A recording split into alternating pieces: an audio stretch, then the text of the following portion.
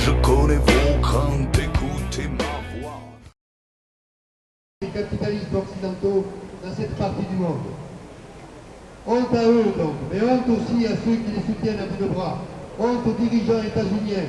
Honte à Obama qui ne cesse de gesticuler avec constamment le mot paix à la bouche et qui fait la guerre et qui ne bouge même pas quand un de ses ressortissants se fait honteusement matraquer par la police israélienne.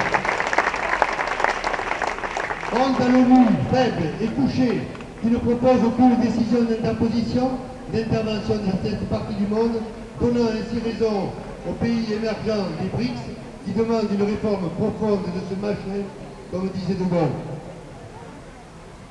Honte à nos dirigeants politiques, honte à notre gouvernement, honte à notre président, qui ont constamment le mot d'ordre, le droit de l'homme, tribunal international à la bouche, et qui font le contraire, ne condamnant rien et laissant faire cette boucherie.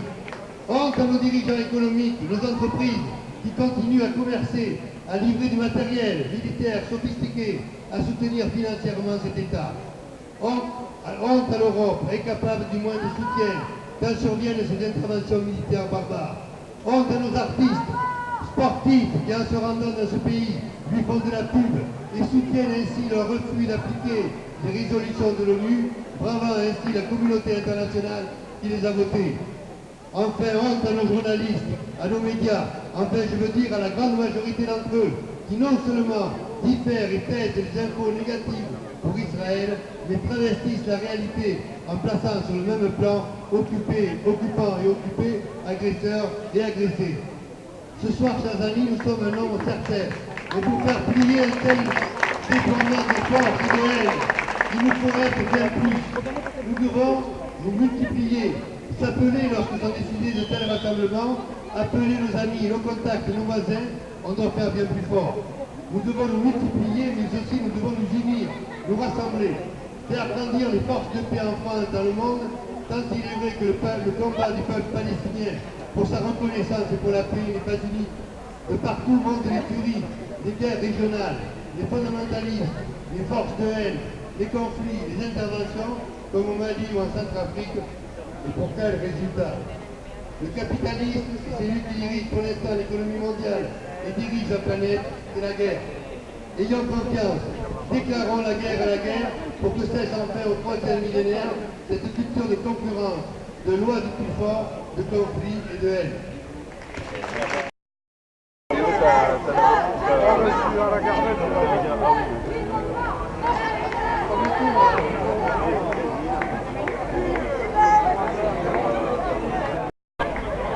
Alors bonsoir. Je vous ai vu intervenir pour la manifestation pour la Palestine et contre les bombardements d'Israël. Est-ce que vous faites partie d'une structure soutenant la Palestine? Je fais partie de plusieurs structures. Là, je suis intervenu pour l'appel des Femmes pour la paix. C'est pour ça que j'ai parlé beaucoup de la paix. J'ai ouvert le débat sur aussi condamner l'agression israélienne et en même temps pour la paix dans le monde. Je fais aussi partie de Palestine 33. Est-ce que vous pourriez nous expliquer ce qui se passe actuellement en Palestine? Ce qui se passe, c'est qu'à chaque fois qu'il y a une volonté d'unification du mouvement palestinien, qui dans le temps était très uni, et qu'il a deux mouvements, Hamas et Fatah, à chaque fois qu'il y a une perspective d'unité du peuple palestinien, chaque fois qu'il y a une perspective de paix, eh bien, il y a des bombardements sous un prétexte, bon là c'est la mort de 3 colons, je crois, mais à chaque fois il y a quelque chose ou le lancement d'une roquette, chaque fois il y a agression, bombardement, et c'est pour ça que j'ai parlé de la loi du talion et de l'œil pour œil, œil pour œil. C'est effectivement... C'est une vieille loi. Il paraît que le Mossad avait prédit un enlèvement de Palestiniens il y a une semaine. Ah mais ça je ne sais pas du tout ça. Je sais qu'il y a un Palestinien qui a été tué. L'enlèvement d'Israéliens, pardon. Ah oui, non, je ne sais pas ça. Je n'ai pas de renseignements sur cette question. Nous, la bataille qu'il faut qu'on mène, c'est c'est l'arrêt de ces bombardements, l'arrêt de ce blocus sur Gaza en particulier, et l'arrêt de la colonisation, hein, et que le peuple palestinien retrouve son État. Aujourd'hui, dans les médias, on nous présente les Palestiniens comme des terroristes. Est-ce que vous pensez que les médias ils sont partials dans... Moi, je pense que les médias, globalement, hein, parce qu'il y a des gens qui prennent position quand même, hein, et globalement, ils ont une attitude quand même très complaisante vis-à-vis d'Israël, semble-t-il. Hein. Est-ce que vous avez une explication? Par exemple, minorer, ne parler des événements que quand ils arrivent, on en arrive aux bombardements, ne pas parler de ce qui se passe, le blocus, les attentats qu'il y a eu sur le bateau pour Gaza, qui essayait de casser le blocus, justement. Et puis après, quand il y a les bombardements, eh bien, dire que l'agressé, c'est la faute à l'agressé, comme à l'agresseur. Mettre sur le même plan agressé et agresseur. Dernière question, est-ce que vous pouvez nous donner quelques explications sur ce qui se passe actuellement aussi en Ukraine, par exemple? Je n'ai pas une analyse très... je pense que si j'interviens pour la paix, je descends pour la paix, je dirais que il y a un ferment de guerre à cet endroit-là, hein, mais qui a été, comment dire, c'est l'opposition des pays occidentaux capitalistes avec une Russie capitaliste qui monte en force. Hein. Vous avez bien entendu parler des BRICS, j'allais parler dans mon intervention, hein, qui vont certainement être rejoints par l'Argentine. C'est tous ces pays dont on ne parle jamais dans les médias, mais qui est une force colossale au point de vue économique. Et qui demandent quand même s'ils sont capitalistes, ils demandent quand même, par exemple, la rénovation de l'ONU, entre autres, que le dollar ne soit plus monnaie référente, qu'il y ait une monnaie supranationale, indépendante et à la place du dollar. Et ils demandent la réforme du Fonds monétaire international et de plusieurs organismes internationaux. Donc, notamment le G77 qui s'est déroulé en Bolivie où Morales et le président de la Bolivie, Evo Morales, demandait justement la suppression du Conseil de sécurité de l'ONU, justement. Oui, mais je ne connais pas exactement la position globale des BRICS. Hein. Ce que je sais, c'est qu'ils demandent une réforme de l'ONU, qui soit plus juste, quoi, que ce ne soit pas 5 pays qui dirigent la planète, simplement. Hein. Que les autres aient leur mot à dire, hein, que ce soit plus démocratique. Et moi je pense que ce que j'ai voulu surtout développer dans mon intervention, c'est le soutien au peuple palestinien, la dénonciation de ceux qui les soutiennent, ce que vous avez entendu là, et c'est aussi en même temps le fait qu'il faut qu'on soit beaucoup plus nombreux à intervenir pour que la paix règne dans ces pays et qu'on cesse avec ces cultures de lutte, de concurrence, d'écraser l'autre. Il faut qu'on arrête. On est au 3e millénaire quand même, franchement. Hein. Je regardais hier soir quelque chose sur le néolithique, la révolution du néolithique, où l'homme est devenu sédentaire et est passé à l'agriculture. Mais il faut que nous, on ait notre propre révolution aujourd'hui. Il faut qu'on arrête de régler les conflits par la guerre.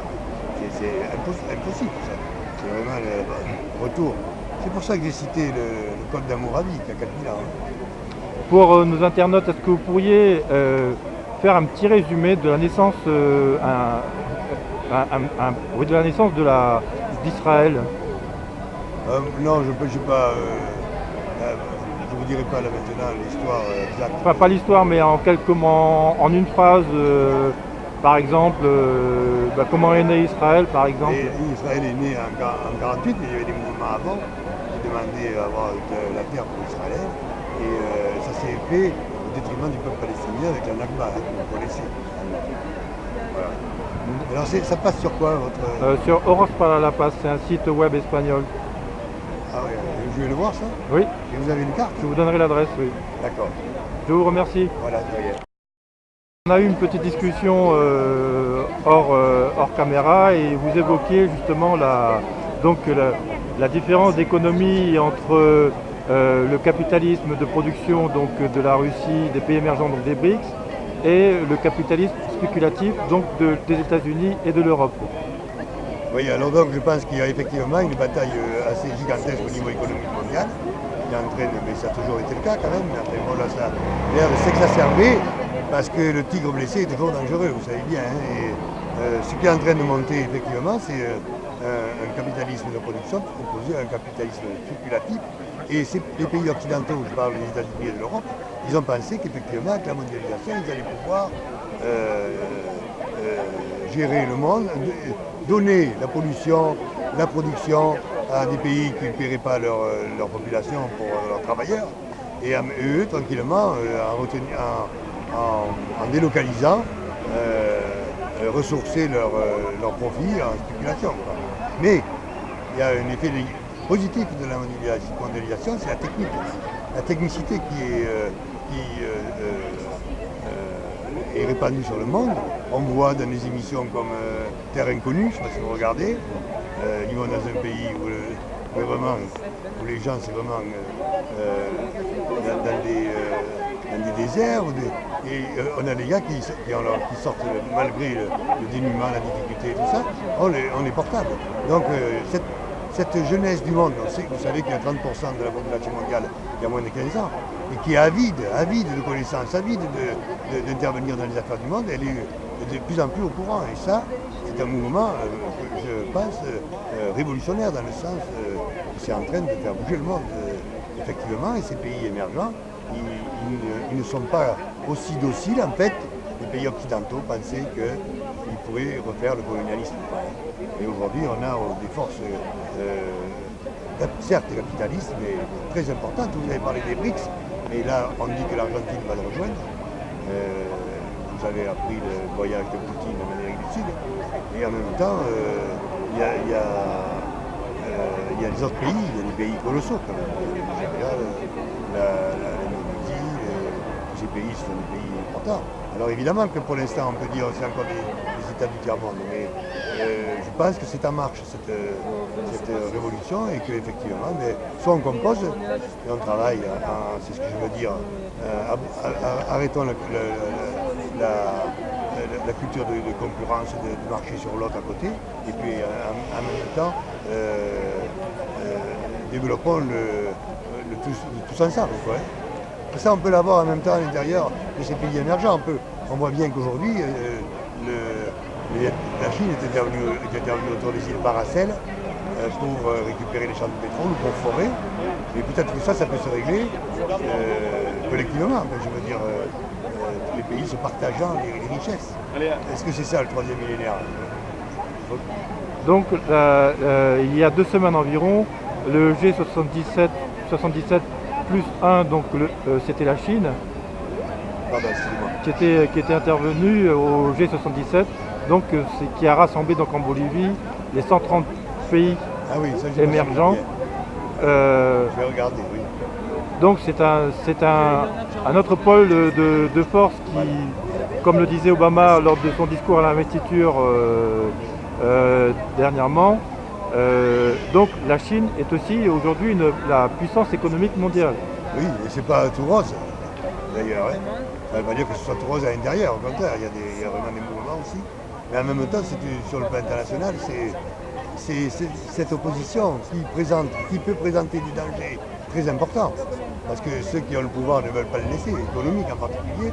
Et ça peut aussi être un facteur d'équilibre, enfin, j'espère. Ce que j'espère, c'est que les choses du monde, les affaires du monde se résoudront pacifiquement et collectivement.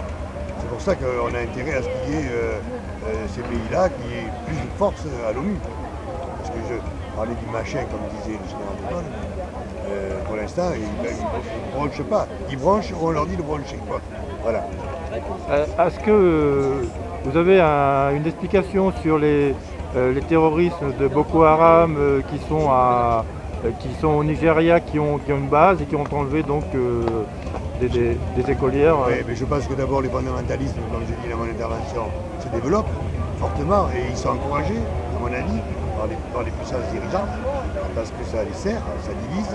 Mais en même temps, j'ai vu que les médias français étaient alertés à un moment donné, mais ils ont suivi le combat pendant un certain temps. Maintenant, on n'en entend plus parler.